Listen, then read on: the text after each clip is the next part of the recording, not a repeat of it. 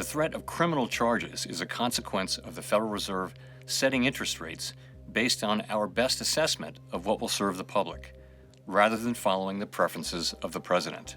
I'm Eamon Javers, senior Washington correspondent for CNBC, and we've been watching this amazing story play out of this confrontation between the Department of Justice and the Federal Reserve over the past couple days. This is a question about the future of the American economy. This is a question about the future of American government.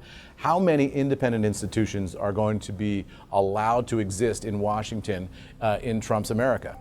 All this broke suddenly on Sunday night, very unexpected. Jay Powell, the chairman of the Federal Reserve, released a video statement talking about this Department of Justice investigation into whether or not he had lied to Congress in his testimony last year about the Fed's big construction project. And in it, he was defiant of the President of the United States and his Department of Justice, saying that the investigation was just a pretext. The president says that Powell is not smart, not effective, and most importantly, that he's too slow to cut interest rates. He doesn't like Powell's general sense of defiance.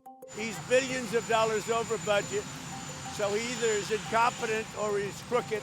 I don't know what he is, but he certainly doesn't do a very good job. After his term as chairman ends in May, the big question is whether Powell will stay on. He could stay as a regular member of the board past May, and that's something that President Trump really doesn't want. What Trump wants here is to get that seat for himself, to be able to appoint somebody to the Fed who thinks like Trump thinks about interest rates, and not the way Powell thinks about it. And so this is about control of a key seat on the Fed board.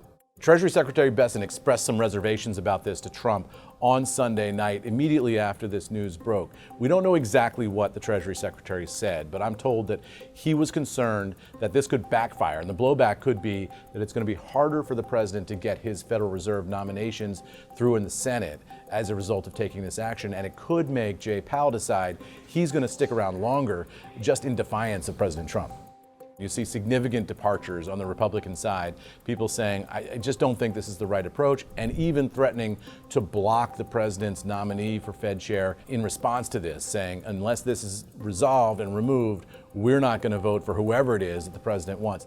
You can't overstate how important interest rates are to the economy and what the Fed decides. That decision moves markets instantaneously in real time. The Federal Reserve Chairman is one of the most powerful people in American politics because of that influence that he and the board more broadly have over the American economy.